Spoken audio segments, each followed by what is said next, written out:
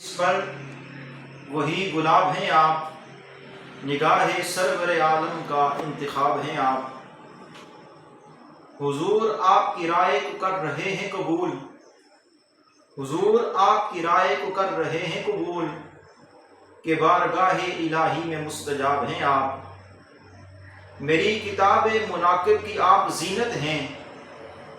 میری کتاب مناقب کی آپ زینت ہیں، کہ حرف آپ ہیں، لفظ آپ ہیں، کتاب ہیں آپ۔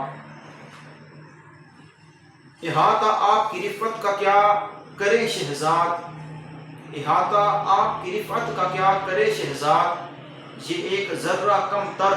تو آفتاب ہیں آپ، یہ ایک ذرہ کم تر تو آفتاب ہیں آپ۔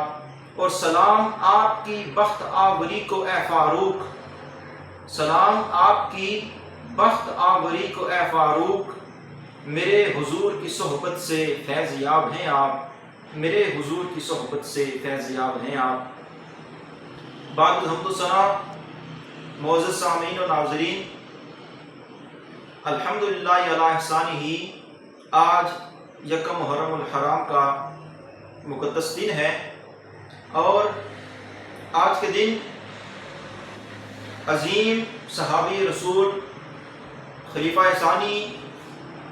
جو مرید رسول بھی ہیں اور مراد رسول بھی ہیں، فارق الحق والباطل، حضرت سیدنا عمر بن خطاب رضی اللہ تعالی عنہ،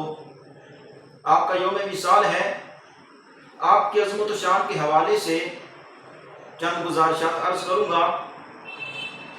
حضور نبی پاک علیہ السلام کے جتنے بھی صحابہ ہیں سبھی عظمتوں کے حامل ہیں، لیکن حضرت فاروق اعظم کو اللہ پاک نے ایک عظیم مقام عطا فرمایا۔ آپ کی عظمت و شان کا اندازہ اس بات سے لگایا جا سکتا ہے کہ حضرت فاروق اعظم رضی اللہ تعالی عنہ حضور کے مراد بھی ہیں اور اللہ کے محبوب بھی ہیں۔ اس بات کو میں حدیث پاک کے سامنے رکھ کر وضاحت کروں گا۔ جب اسلام کا ابتدائی زمانہ تھا،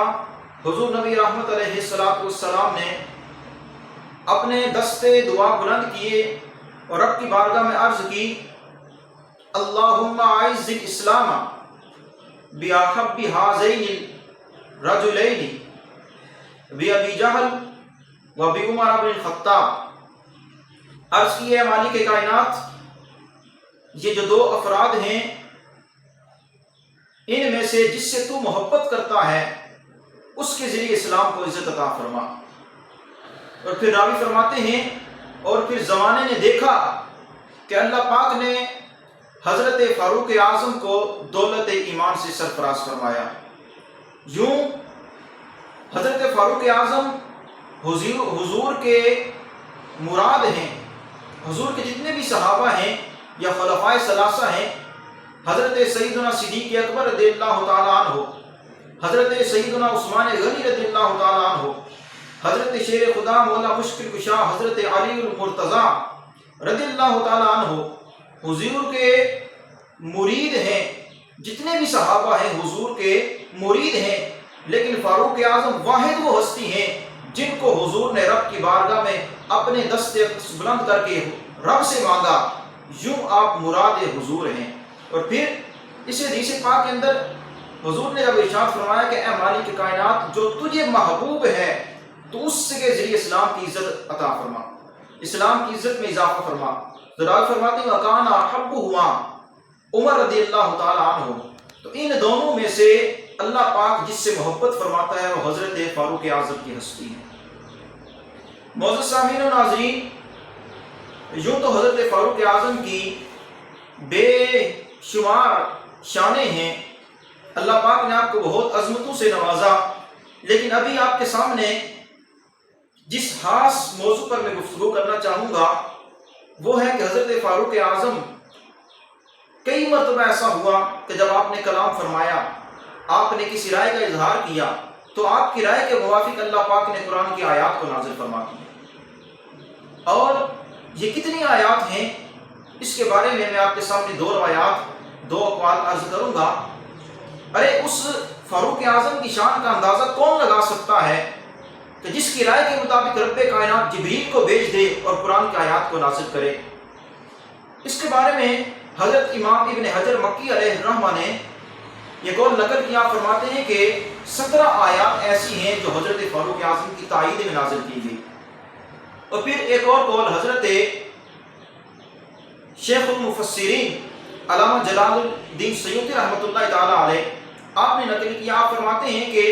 20 یا اس سے زائد آیات ایسی ہیں جو اللہ رب العزت نے حضرت فاروق اعظم کی تائید میں نازل فرمائے۔ ان میں سے صرف 2 آیات کریمہ میں آپ کے سامنے رکھتا ہوں کہ حضرت فاروق اعظم رضی اللہ تعالیٰ عنہ کی تائید کے مطابق، آپ کی تائید میں اور آپ کی رائے کے مطابق اللہ پاک نے قرآن پاک کو نازل فرمایا۔ حضرت فاروق اعظم رضی اللہ تعالیٰ عنہ حضور کی بارگاہ میں عرض کرتے ہیں، یا رسول اللہ، یا حبیب اللہ، یہ جو مقام ابراہیم ہے جہاں پر حضرت ابراہیم علیہ السلام نے کھڑے ہو کر بیت اللہ کو تعمیر کیا، حضور کی بارگاہ میں یہ رائے پیش کی، یا رسول اللہ، یا حبیب اللہ، اگر ہم ایسا کر لیں کہ اس کو ہم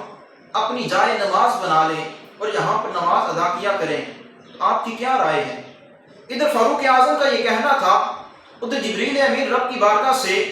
یہ آیات کریمہ لے کر حضور کی بارگاہ میں حاضر ہوتے ہیں اور رب کا پیغام سناتے ہیں۔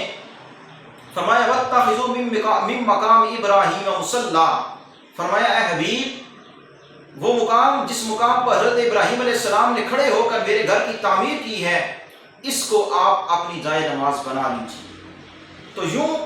اللہ پاک نے حضرت فاروق اعظم کی رائے کی تائید کرتے ہوئے قرآن پاک کی آیت کو نازل کیا۔ ایک اور مقام پر حضرت فاروق اعظم نے ایک مرتبہ حضور نبی پاک علیہ السلام کی بارگاہ میں عرض کی، یا رسول اللہ، یا حبیب اللہ، ازواج مطہرات جو کہ مومنین کے مائیں ہیں،